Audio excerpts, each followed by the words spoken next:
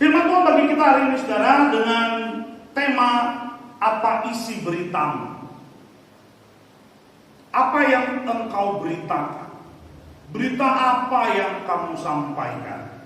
Ya, saya dengan sengaja memberikan latarnya itu berupa seorang reporter televisi yang menyiarkan, ya, yang membaca berita, ya. Dan saudara, ini juga menjadi pertanyaan buat kita. Apa isi beritamu? Berita apa yang saudara dan saya sampaikan? Ya. Nah, saudara yang terkasih, semua orang di dunia ini setiap hari memberitakan berbagai informasi. Kita bisa melihatnya di televisi kita, saudara. Ada banyak berita-berita yang disampaikan. Ya. Terlebih di masa pandemi ini, hampir setiap hari berita yang kita dengar adalah berita tentang COVID-19. Bahkan di dalam 1-2 minggu terakhir, ya, berita yang kita dengar juga di televisi berita tentang apa? Yang diberita tentang Semeru, ya, Semeru, Gunung Semeru yang meletus dan menyebabkan kerusakan besar dengan sekian banyak orang yang menjadi korban. Nah, itulah berita, ya. Nah, orang dunia, saudara, seringkali yang diberitakannya adalah kekayaannya. Orang dunia memberitakan tentang kesuksesannya, keberhasilannya, ya, capaian-capaian di dalam hidupnya. Itulah berita yang disampaikan oleh mereka. Dan ada juga berita tentang ketakutan, kekhawatiran, kegelisahan, masalah-masalah yang dialami, yang dihadapi oleh mereka. Itulah berita yang disampaikan, saudara. Dan banyak berita lainnya, berita tentang kejahatan, berita tentang pembunuhan, berita tentang berbagai tindak pidana yang dilakukan oleh banyak orang. Nah, saudara, bila fokus kehidupan kita adalah Kristus, maka berita utama yang harusnya disampaikan oleh kita setiap harinya adalah juga tentang Kristus. Apakah Anda sebagai murid Kristus, inilah berita utama yang Anda beritakan? Apakah Anda sebagai pengikut Kristus, apakah berita utama yang Anda sampaikan adalah berita tentang Yesus Kristus yang Anda ikuti, yang Anda teladani? Atau Anda mengaku sebagai pengikut Kristus, tapi justru bukan Kristus yang Anda beritakan? Saya mau berkata, saudara, ada banyak hamba Tuhan yang mengaku hamba Tuhan. Ada banyak pendeta yang mengaku sebagai hamba Kristus, sebagai pelayan Kristus. Tapi nyatanya, saudara, bukan Kristus yang menjadi fokus utama pemberitaan mereka, tapi diri mereka, pelayanan mereka, kebaikan mereka, ya, prestasi-prestasi rohani yang mereka capai. Ini terbalik, saudara. Nah, hari ini, saudara, kita akan berfokus pada berita apa yang kita sampaikan. Ya, saudara, Alkitab mencatat berita utama yang sangat penting untuk disampaikan. Tidak ada yang lain daripada berita itu. Itu kalau kita melihat dari awal sampai akhir Alkitab kita, berita utama itulah yang disampaikan. Sehingga kalau kita melihat tokoh-tokoh Alkitab yang ada di dalam Alkitab, maka berita utama itulah yang mereka beritakan.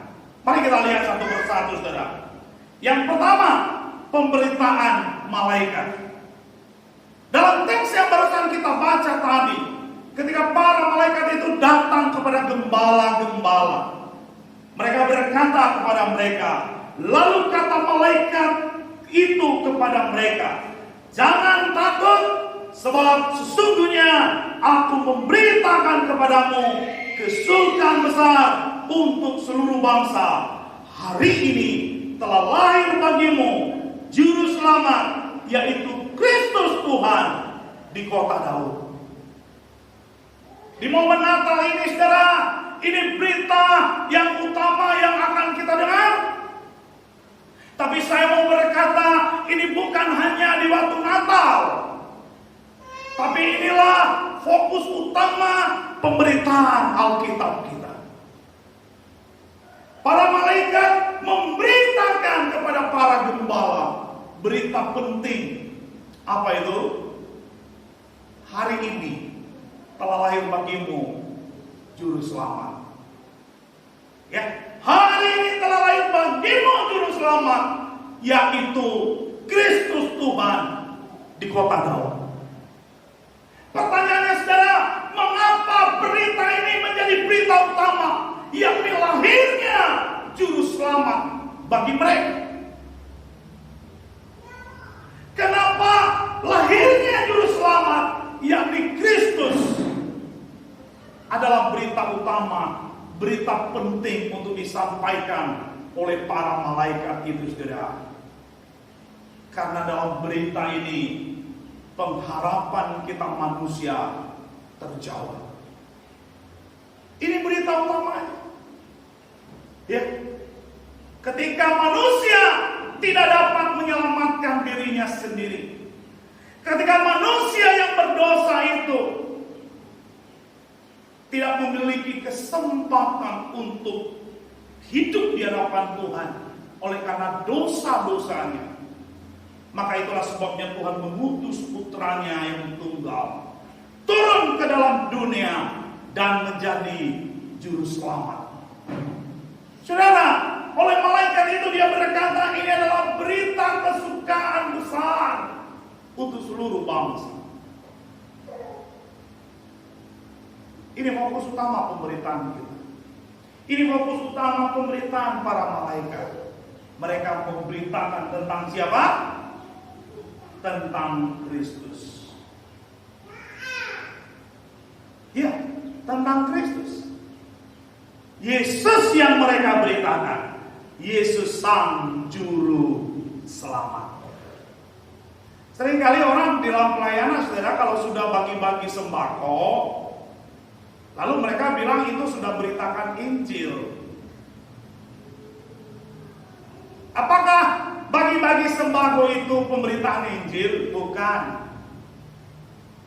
Itu bakti sosial namanya. Ya. Ketika kita tidak memberitakan tentang Yesus yang adalah Juru Selamat dunia, maka itu bukan pemberitaan Injil. Ya. Jadi malaikat-malaikat fokus pemberitaan mereka adalah tentang Kristus. Amin. Ya, tentang Kristus. Ya. Nah, bagaimana dengan para nabi?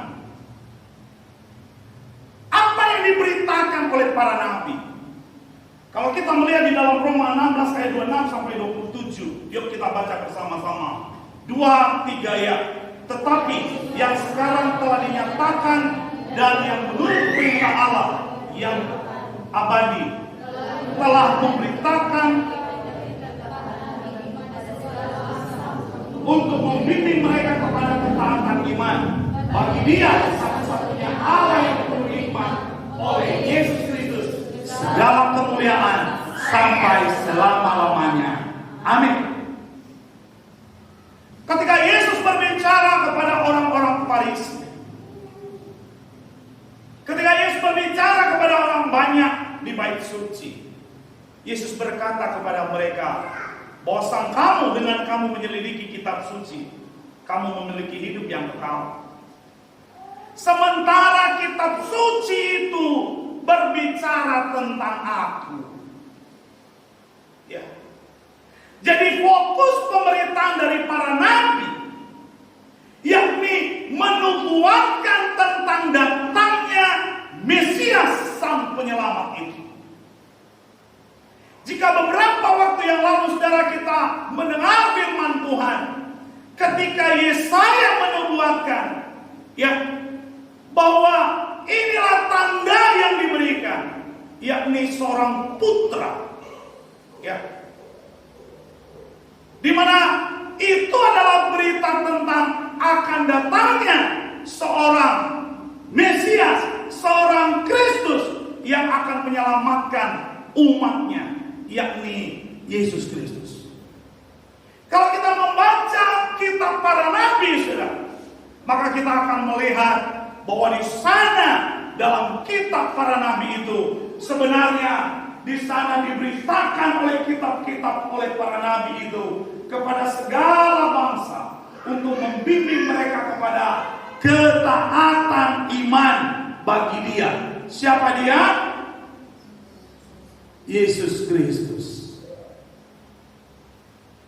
Jadi yang diberitakan oleh nabi-nabi adalah Yesus Kristus. Amin.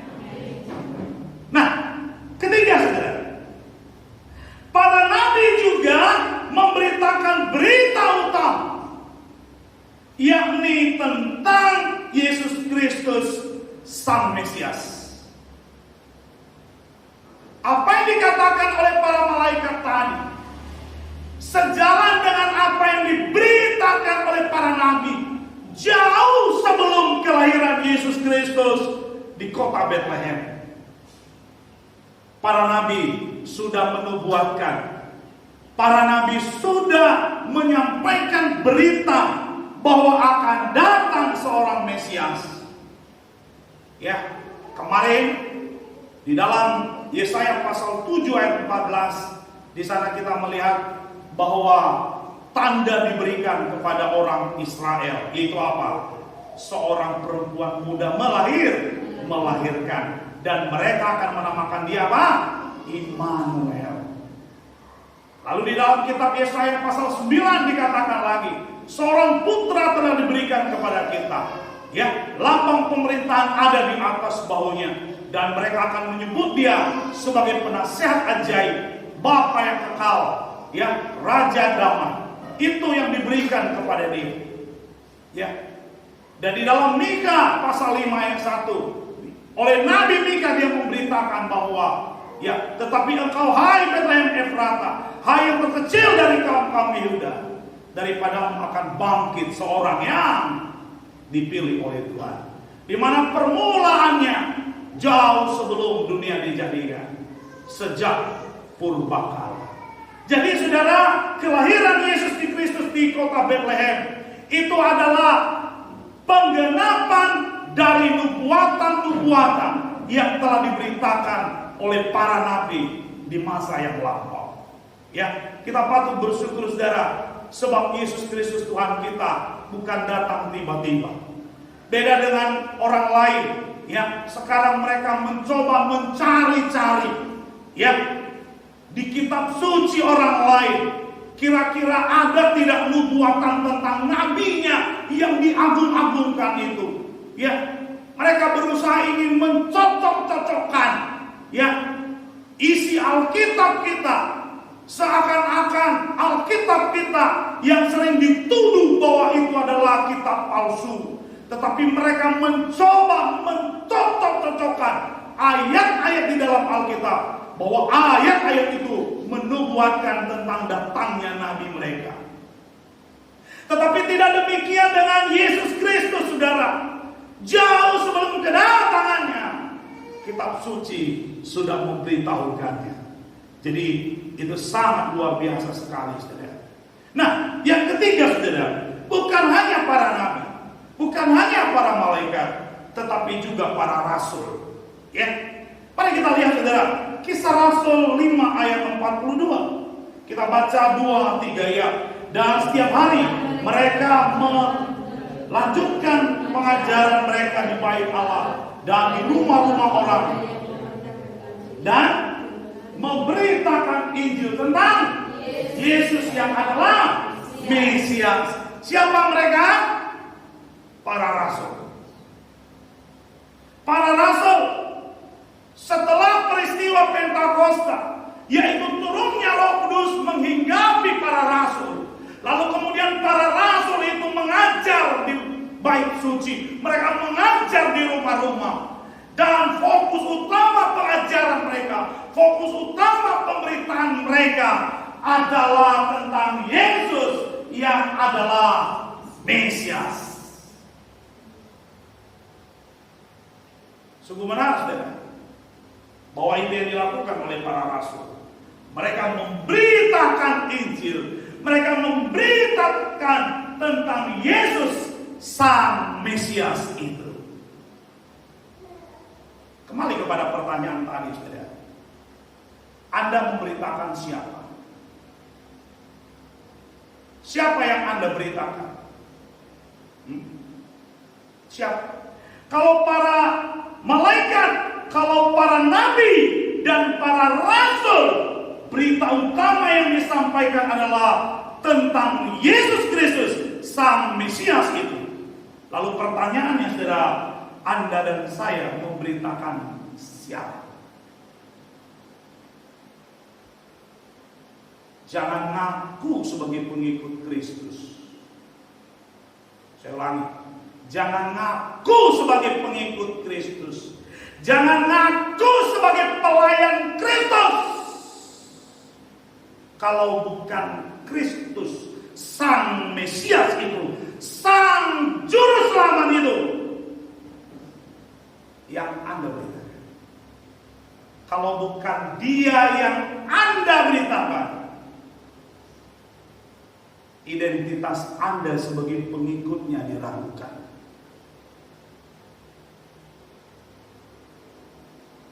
Kalau Anda dekat dengan Pak Jokowi, saya ulangi, kalau Anda dekat dengan Pak Jokowi, kira-kira setiap hari yang Anda bicarakan siapa? Siapa? Siapa? John Biden. Anda dekat dengan Pak Jokowi, setiap hari Anda dekat dengan dia. Apakah yang Anda akan ceritakan tentang Joe Biden, Presiden Amerika Serikat? Siapa yang Anda akan ceritakan? Jokowi.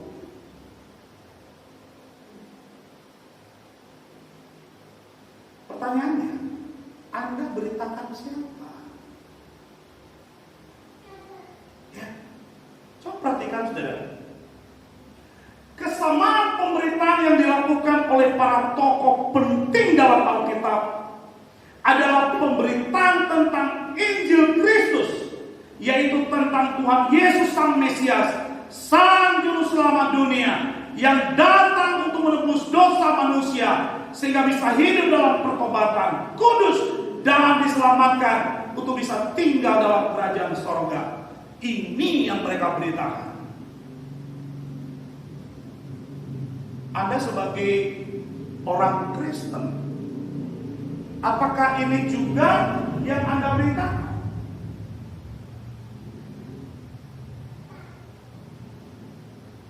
Coba renungkan baik-baik, saudara. Kenapa di Antioquia untuk pertama kalinya murid-murid itu disebut Kristen? Kalau kita membaca dalam kitab Kisah Para Rasul, saudara, di sanalah untuk pertama kalinya murid-murid disebut Kristen. Pertanyaannya, mengapa mereka disebut Kristen? Salah satu alasan, saudara, mengapa mereka memberitakan mereka disebut Kristen adalah karena yang mereka beritakan adalah Kristus. Ketika mereka sampai di satu tempat, lalu di tempat yang mereka sampai itu, mereka cerita kepada orang tentang Yesus. Ya, sampai lagi di tempat yang lain, mereka cerita lagi tentang Yesus. Ya, mereka kemana-mana, mereka cerita tentang Yesus, sehingga tersiarlah di berbagai tempat bahwa mereka itu adalah pengikut-pengikut Yesus, karena dari mulut mereka diketahui berita yang mereka beritakan adalah berita tentang Yesus. Itu alasan mengapa mereka disebut Kristen. Ya, mereka disebut Kristen sebagai pengikut Kristus karena orang lain mendengar dari mulut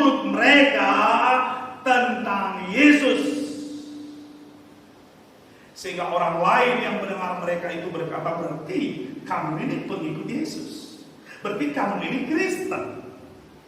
Ya, bukan karena melihat KTP mereka, tapi mereka disebut Kristen karena dari mulut mereka keluar berita tentang Yesus. Pertanyaan saya, saudara, apakah dari mulutmu juga keluar berita tentang Yesus sehingga orang mengetahui, orang mengenalmu sebagai Kristen? Apakah begitu, saudara? Banyak orang mengaku Kristen, tapi mereka malu bercerita tentang Yesus. Banyak orang menyebut dirinya sebagai pengikut-pengikut Kristus, tapi mereka malu bercerita tentang Kristus.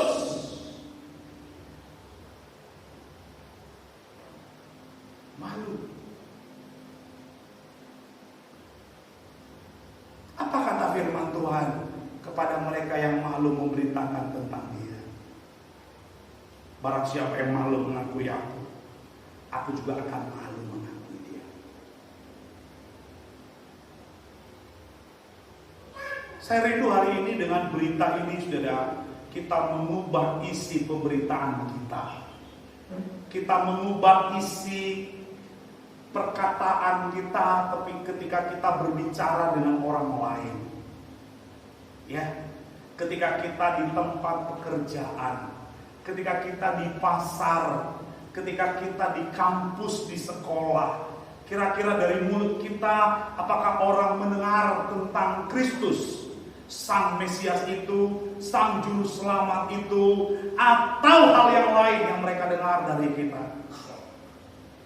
Ya.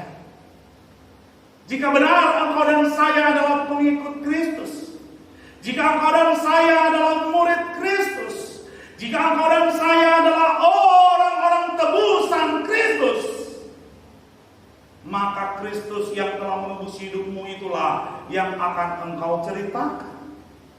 Itu yang menjadi fokus utama pemberitaanmu, itu yang menjadi isi utama daripada cerita-ceritamu. Tetapi kalau bukan itu, saudara, amat diragukan apakah engkau benar adalah pengikut Kristus yang sebenarnya.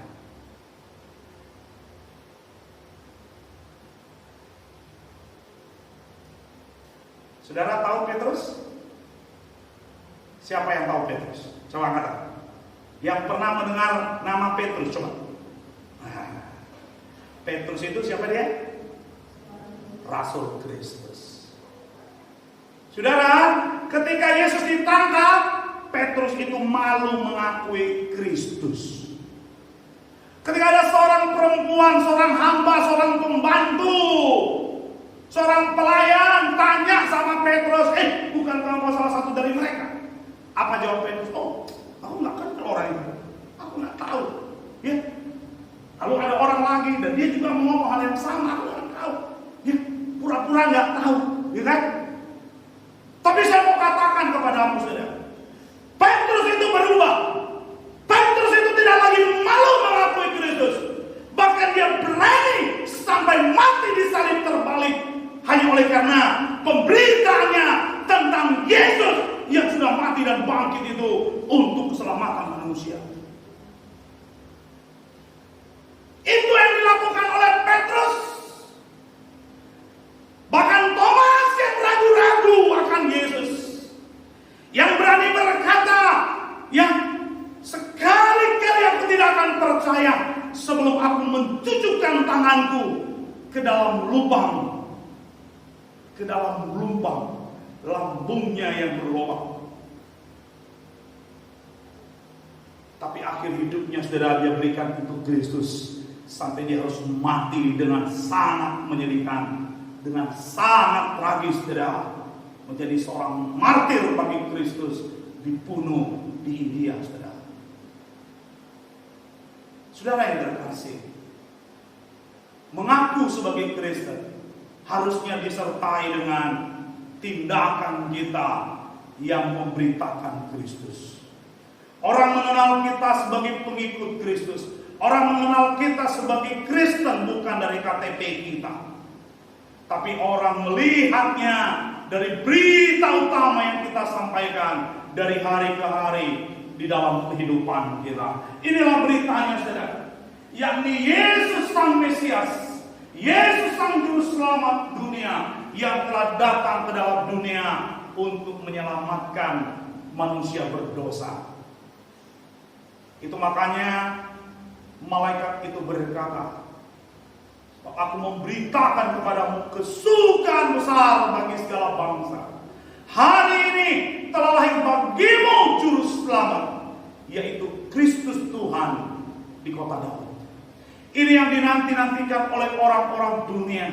Mereka yang tidak memiliki keselamatan, mereka menanti-nanti berita besar ini. Itu sebabnya firman Tuhan berkata, sungguh alangkah indahnya kedatangan mereka yang membawa kabar baik. Kabar baik bagi dunia adalah keselamatan yang telah dikerjakan oleh Yesus Kristus itu, saudara. Dan itu bukan tugas orang lain, itu adalah tugas engkau dan saya sebagai pengikut-pengikutnya. Itu yang kita harus beritakan, saudara. Demikianlah Yesus berkeliling ke semua kota dan desa. Untuk apa? Mengajar, memberitakan Injil, dan melenyapkan penyakit. Sebagai pengikut-pengikut Kristus, teladan yang kita teladani adalah teladan Kristus. Kalau Kristus Tuhan kita, yang dilakukannya adalah berjalan keliling untuk memberitakan Injil. Maka sebagai pengikut-pengikutnya juga harusnya melakukan hal yang sama. Hamba-hamba Kristus, pelayan-pelayan Kristus juga melakukan hal yang sama, saudara. Yakni apa? Pergi memberitakan Injil Kristus itu. Engkau gak perlu jauh-jauh pergi kok. Di kampusmu banyak orang. Di kampusmu banyak orang tinggal. Ya. Di kos-kosan banyak orang. Di sekolahan banyak orang. Di kampung banyak orang. Pertanyaannya, mereka perlu diberitakan Injil tidak? Perlu atau tidak? Kenapa perlu? Saudara, saya mau katakan, saudara, walau kita ini memang sudah Kristen, ya, mayoritas Kristen. 156 tahun yang lalu Injil sudah diberitakan di tempat ini. Tapi apakah Injil itu sudah merubah kehidupan orang-orang di pulau ini? Bukankah kita dapat melihat dengan mata kita, bukan? Bahwa ternyata orang-orang yang menyebut dirinya Kristen itu hidup di luar Kristus. Mereka hidup tanpa Kristus.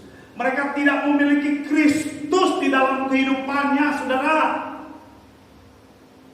Ya, mereka jauh dari